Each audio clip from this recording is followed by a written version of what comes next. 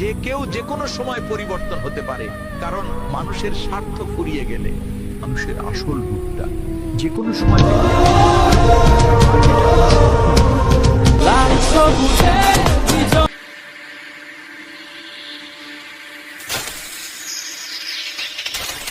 কোন কাননের ফুল গো তুমি,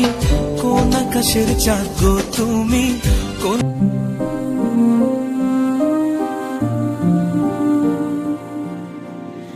টিপ টিপ বৃষ্টিতে কি যে ভালো লাগছে হৃদয়।